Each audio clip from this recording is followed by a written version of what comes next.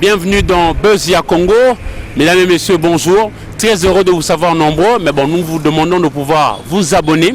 Vous voyez à l'extrême de notre écran, il y a une clochette là. Quand vous cliquez, ça va vous donner la possibilité d'être déjà membre de notre télévision pour suivre à chaque fois lorsque nous allons mettre de nouveaux numéros pour notre télévision. Buzz Ya Congo. Alors aujourd'hui, nous parlons d'un sujet qui concerne tous les Congolais. Il s'agit de la RAM, registre des appareils mobiles. Et j'ai le bonheur de recevoir pour vous l'un de nôtres. Il s'agit de Gardi Mike Diana, à qui je dis également bonjour. Bonjour Eric Zami, le plaisir est partagé de t'avoir. Merci beaucoup frère. Alors, il avait été admis que l'on donne le terme et délai au ministre de PTNTIC, Poste, Téléphone et Nouvelles Technologies de la Communication et de l'Information, Kibasa Maliba, pour venir s'expliquer au niveau du Parlement par rapport à cette taxe RAM. Mais on apprend qu'il ne va pas venir. C'est renvoyé s'inédié. Pourquoi selon toi il ne va pas venir? Merci. En cet instant, il est difficile de dire de manière factuelle le pourquoi du retard du ministre. Mais en tant qu'analyste, en tant que journaliste, chercheur, je me rends compte que c'est dans le souci d'étoffer un peu son dossier. Il vous souviendra que la dernière fois, il a été presque humilié, il n'a été pas convaincant. Il est plus important qu'il ait suffisamment des éléments pour pouvoir aller convaincre la représentation parce qu'il en va de sa carrière en tant que ministre. Ça, il ne faut pas l'oublier. Et aussi, demander le délai, c'est réglementaire. C'est-à-dire, quand un ministre, pour des raisons d'empêchement, ça peut être la maladie ou autre, peut demander une certaine une prorogation de délai, le temps de lui permettre de pouvoir réunir ses moyens de défense et venir répondre à la représentation. Parce que la finalité, c'est qu'il satisfasse aux besoins ou encore aux préoccupations des députés, plutôt que de venir simplement répondre à un délai et ne pas être à la hauteur. Donc je crois que pour ça, on peut quand même les lui tolérer, quitte à revenir et donner des vraies réponses à des vraies questions que le Congolais et les députés se posent. Gardi, vous avez parlé du verbe humilier. Vous pensez que c'était injuste qu'on les traite comme ça par rapport aux réalités de terrain? Les gens qui par moment peuvent mettre le crédit pour appeler ou s'appeler, mais ils pensent que le crédit leur sont retirés. Un opérateur, je prends un cas, un général d'armée qui serait à l'Est en train de vouloir combattre l'ennemi du peuple congolais, il met ses crédits pour informer les soldats, mais il voit ses unités être dilapidées. Bon, en fait, j'ai utilisé l'expression humilié parce que, de par son rang, il y a deux choses qu'on ne devrait plus vivre à ce stade-là. Mais deuxièmement, quand je parle d'humiliation, c'est parce que, vous savez, moi j'ai l'habitude, au-delà d'être vrai, je comprends. Il y a une différence entre être vrai et être juste. La véracité, c'est parler avec état d'âme, dire ce qu'on ressent, ce qu'on vit, et c'est normal que le Congolais réagisse comme ça. Mais la justice dont je parle, être juste, ça veut dire se mettre un peu à la place de l'autre. Essayer d'analyser plutôt les faiblesses, essayer de dissocier la personne et les erreurs commises. Il a commis les erreurs sur toutes les lignes, en termes stratégiques, en termes de responsabilités, en termes de communication, il a commis des erreurs, ça c'est sûr. Mais en réalité, je crois que les députés ont aussi été un peu plus durs envers lui. Et je peux comprendre parce qu'il a touché un élément essentiel. C'est là où je dis que, à mon humble avis, la plus grosse erreur est sur le plan communicationnel. C'est-à-dire qu'Ibasa a semblé être quelqu'un qui parlait sans tenir compte des réalités des Congolais. On dirait qu'il ne vivait pas à Kinshasa. On dirait qu'il ne connaissait pas les effets néfastes de la RAM sur les vécus de tous les jours. C'est comme vous l'avez déjà dit, c'est-à-dire les télécoms peuvent ne pas être d'accord parce que cette histoire de RAM a affecté un peu leur rentabilité. Mais au-delà de ça, ce sont des opérateurs... Un peu considérablement. Considérablement, bon, si vous le voulez, je vous porte l'expression. Mais en tant qu'opérateur économique, c'est logiquement, en tant que quelqu'un partenaire de l'État, ils ont le droit de pouvoir agir avec un peu de décence.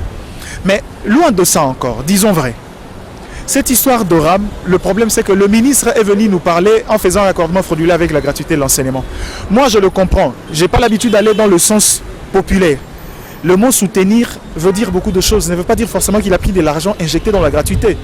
Quitte à lui de pouvoir nous définir à quel niveau eux, en tant que ministère, ont soutenu.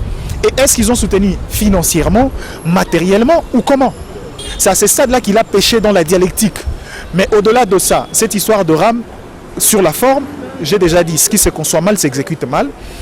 Et si autrefois on ne pouvait pas passer par l'Assemblée nationale parce qu'elle n'était pas considérée comme étant une taxe, soit dit en passant, après dans le forme technique, les gens alertent, ont dit non, non, vous ne pouvez pas parler d'une simple formalité alors que ça c'est vraiment une forme, on va dans le système fiscal, malheureusement il n'y a pas de soubassement juridique.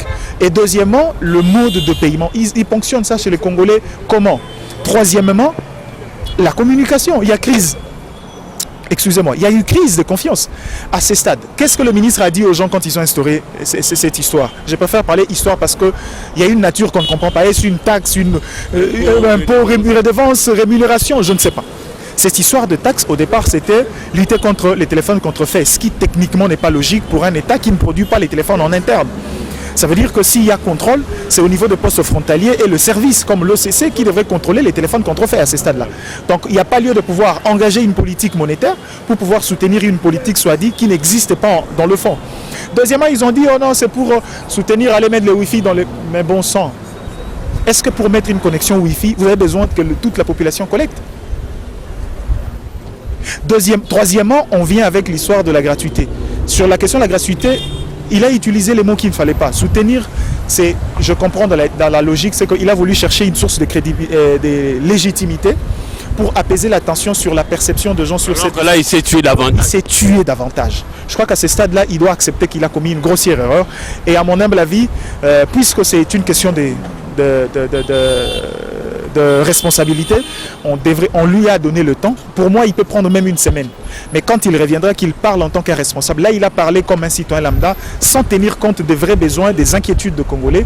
Il doit revenir pour parler en responsable. Sinon, ce qu'il a fait... Mais mon ami, là, c'est vraiment être trop clément. En politique, lorsqu'il y a des erreurs comme ça, il doit tirer les conséquences, c'est-à-dire démissionner et être chassé. Pas chez moi.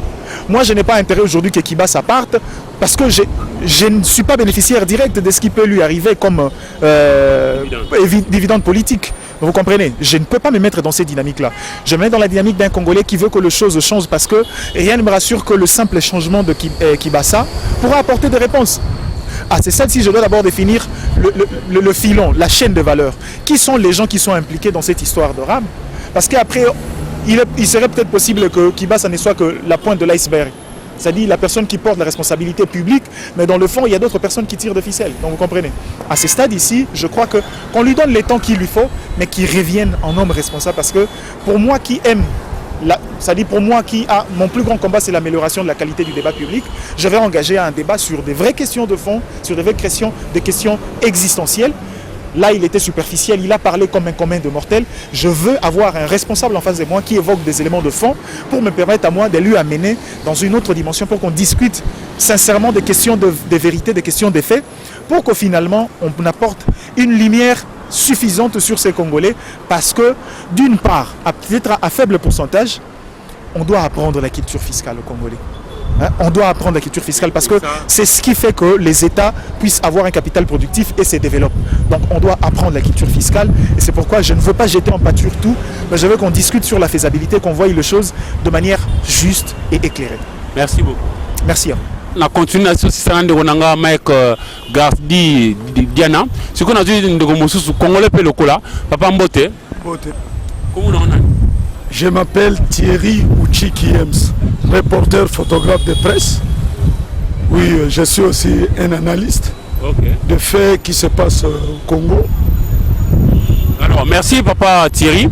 Alors, Lelo, il fallait ministre et a pété un tic. Moi, Namboka, qui bat Samali, Bafala, son akuna na pays du peuple, pas fait balo marambara, mais certainement a eu empêchement à voir sous le loté, poussiango, na moi mikolo. Et c'est là on est le quoi, balaka déjà batkaroya, le maïete. Bon, de prime abord, je dois dire ceci. Bon, je dois parler comme bilingue parce que je m'adresse...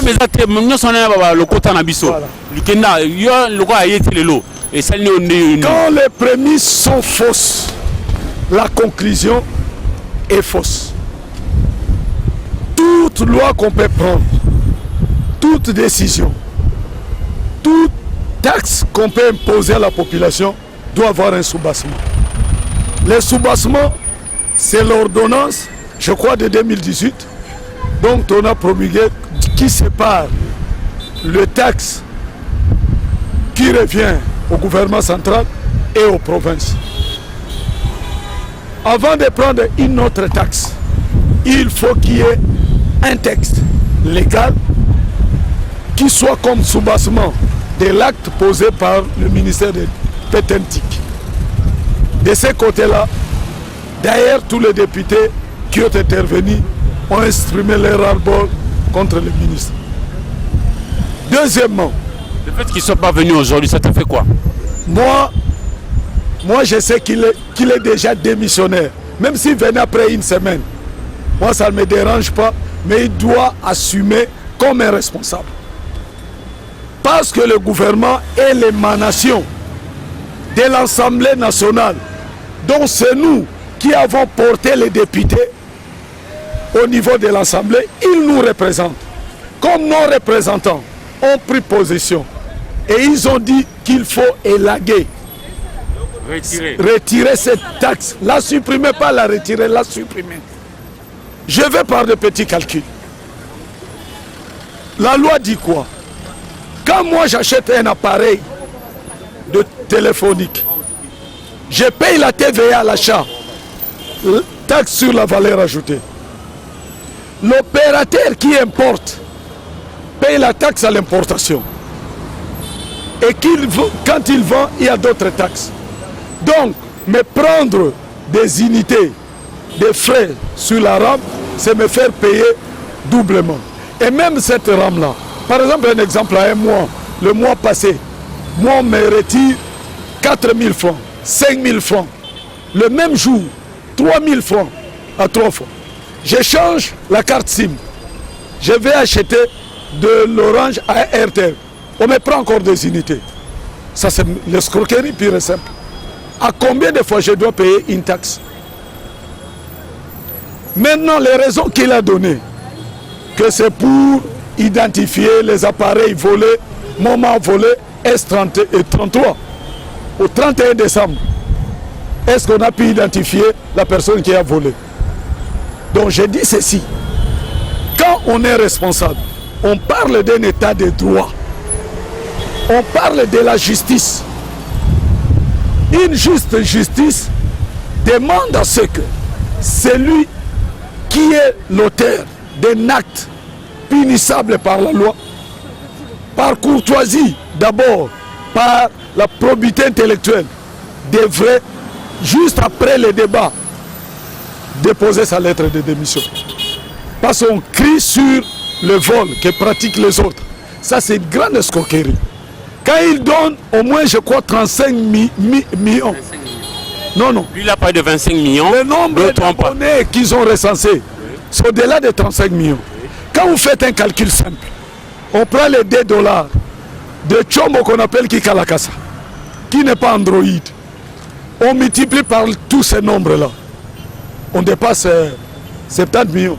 Et la traçabilité de ce qu'on perçoit, comment on peut découvrir si c'est les opérateurs téléphonie cellulaire qui nous retranchent à ceux d'unité pour payer la rame, ou si le ministère de Pétentique par l'autorité de régulation. Alors, vous comprenez que déjà toucher au patron, voler le patron qui est le peuple, c'est déjà un crime. Vous comprenez? Moi j'ai dit qu'il doit soit demander pardon au peuple et rembourser ce qu'ils ont pris à la population. Et vous pensez qu'au Congo c'est faisable? Les gens, ils savent ce qu'ils font, mais moi je n'ai même pas confiance. Parce que même les débats qu'ils font là, peut-être ça ne va pas aboutir à quelque chose de consistant.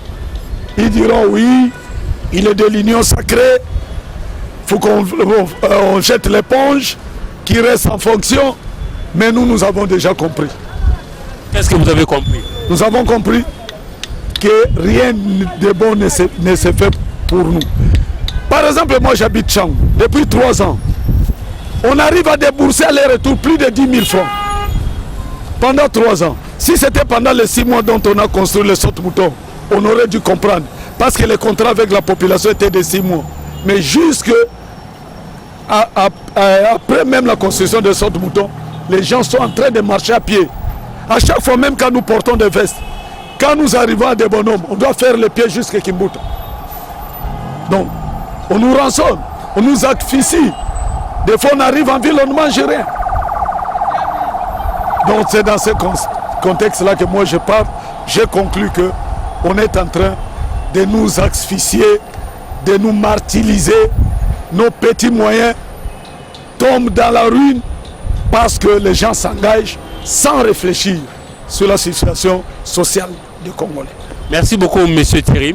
Et à vous, chers téléspectateurs, vous avez compris, le Congo démocratique, c'est le seul pays où on nous a appris à l'école que 60 secondes égale 1 minute. Mais chez nous, même lorsque vous avez parlé seulement pendant 3 secondes, on comptabilise 1 minute. Donc, il y a fort à faire, quoi. De partout où nous sommes, faisons un effort pour pouvoir nous engager véritablement dans le travail et faisons les choses bien. On peut aussi avancer et faire avancer ce pays. Il suffit de l'aimer et d'aimer sa population.